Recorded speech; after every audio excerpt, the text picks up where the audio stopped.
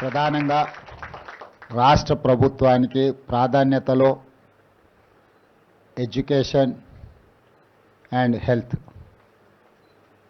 పేద ప్రజలకు రాష్ట్ర ప్రభుత్వం అందించగలిగింది నాణ్యమైన విద్య, నాణ్యమైన వైద్యం. ఈ రెండింటిని ప్రాధాన్యత క్రమంలో పెట్టుకొని ఈరోజు రాష్ట్ర ప్రభుత్వం అన్ని రకాల ప్రయత్నాలు చేస్తున్నది.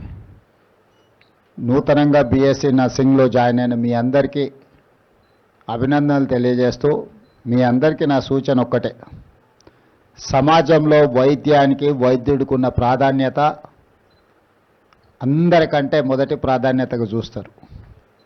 ఆరోగ్యం బాగలేనప్పుడు, ప్రాణ సంకటం వచ్చినప్పుడు ప్రజలు వచ్చేది వైద్యుడి దగ్గరికి. దేవుడి మీద ఎంత నమ్మకం ఉంటుందో వైద్యుడి మీద కూడా అంతే నమ్మకం, విశ్వాసం పెట్టుకొని మీ దగ్గరకు వస్తారు. మీ ఉద్యోగ ప్రయాణంలో మీ నిర్లక్ష్యము ఒక ప్రాణం ఖరీదుగా మారొచ్చు ఒకసారి. ఆ ప్రాణం ఆ కుటుంబానికి 100% జీవనాధారం కూడా అయి ఉండొచ్చు.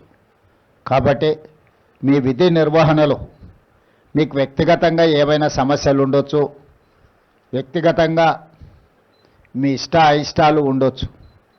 కానీ మీరు మీ వృత్తిని నిర్వహించేటప్పుడు మీ అయిష్టాలు కానీ లేకపోతే మీ వ్యక్తిగతమైన సాధక బాధకలు మీ వృత్తిలో కనిపించకూడదు.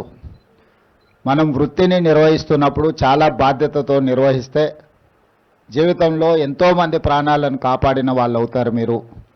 అదేవిధంగా మీకు భవిష్యత్తులో ఇక్కడేనే కాదు, గ్రామీణ ప్రాంతాలలోనే కాదు, రాష్ట్ర స్థాయినే కాకుండా ఈరోజు విదేశాలలో కూడా బీఎస్సీ నర్సింగ్ స్టూడెంట్స్కి విపరీతమైన డిమాండ్ ఉన్నది.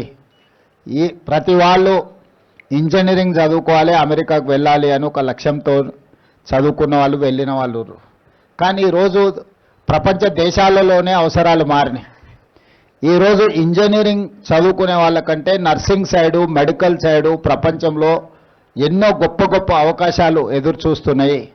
ఈ మధ్యకాలంలో విదేశీ పర్యటనకు వెళ్ళినప్పుడు జపాన్, జర్మనీ, సౌత్ కొరియా లాంటి దేశాలు నేను వెళ్ళినప్పుడు ఆ దేశంలో అక్కడుండే ప్రభుత్వాలను కలిసినప్పుడు మీరు ఎంతమందిని పంపించినా నర్సింగ్ చదువుకున్న వాళ్ళను మా దేశానికి పంపించండి, వేలల్లో కాదు లక్షలాది మందిని పంపించినా కూడా దాదాపుగా ఒక జపాన్లోనే more than 1 lakh nursing students demand ఉన్నది.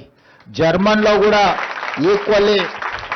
ఏంటంటే జపాన్లో ఏజింగ్ పాపులేషన్ అంటే 70 సంవత్సరాలు పైబడి 100-110 సంవత్సరాల వయసు ఉన్న వాళ్ళ జనాభా అత్యధికంగా ఉన్నది. సో వాళ్ళకి వాళ్ళ పిల్లలు కూడా 90 years తల్లిదండ్రులకు వస్తే వాళ్ళ కొడుకులకు కూడా 60 ఏళ్ళు పైబడిన ఉన్నాయి. అన్ని సంవత్సరాలు ఉండడం వల్ల తల్లిదండ్రులతోని కొడుకులు, కుటుంబాలు కూడా కలిసి ఉండడం లేదు. వాళ్ళకు వైద్యం అందించడానికి కొన్ని సందర్భాలలో కుటుంబాలలో ఒకరో ఇద్దరు ఉండడం వల్ల వాళ్ళు మరణిస్తే మరణించిన వారం 10 రోజులకు కూడా వాళ్ళు చనిపోయినరా లేదా తెలియని పరిస్థితులు ఆయా దేశాలలో ఉన్నాయి. అక్కడ మీకు ఉద్యోగ ఆపర్చునిటీస్ చాలా ఎక్కువ ఉన్నాయి.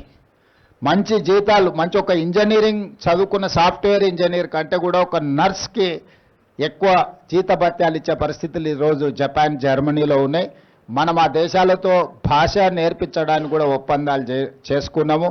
భవిష్యత్తులో మీ నర్సింగ్ కాలేజీలో కూడా జపనీస్ లాంగ్వేజ్, జర్మనీ లాంగ్వేజ్ నేర్పించడానికి వీడికి అవసరమైన టీచర్లను ఇక్కడికి పంపిస్తాం. మీ మంత్రి గారికి మళ్ళీ తర్వాత నేను వాళ్ళని కనెక్ట్ చేస్తాను.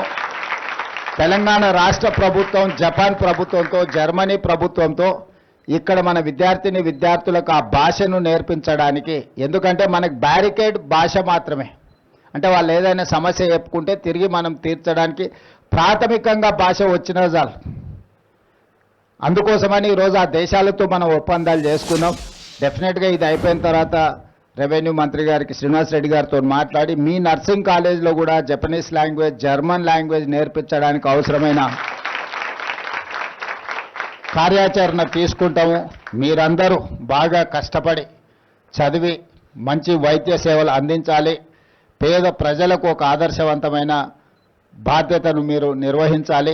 మీ అందరికీ కూడా మరొక్కసారి మనస్ఫూర్తిగా శుభాకాంక్షలు తెలియజేస్తూ, గ్రామీణ ప్రాంతం నుంచి వచ్చిన మీరు దేశ స్థాయిలో రాష్ట్ర ప్రతిష్టను ముందుకు తీసుకెళ్లడానికి పనిచేస్తారని సంపూర్ణమైన విశ్వాసంతో మీకు అవసరమైన వసతులు అన్నిటి కూడా ఈ రాష్ట్ర ప్రభుత్వం ఏర్పాటు చేస్తుంది. మీకు ఏమేం కావాలనో రాష్ట్ర ప్రభుత్వం మీకు అందుబాటులోకి తీసుకొస్తుంది. మీరు బీఎస్సీ నర్సింగ్లో చాలా మంచి విద్యను నేర్చుకొని పేదలకు సేవలు అందించాల్సిందిగా మీ అందరికీ సూచన చేస్తూ మీ అందరి దగ్గర సెలవు తీసుకుంటున్నాను. ధన్యవాదాలు. స్టూడెంట్స్ అంతే కూర్చోండి. ముఖ్యమంత్రి గారు ఉప ముఖ్యమంత్రి గారు అటు ఫోటో దిగుతారు. 2 చైర్లు ఏంటన్నమాట. మిగతా వాళ్ళు ఎవరు డిస్టర్బ్ చేయొచ్చు చూడు.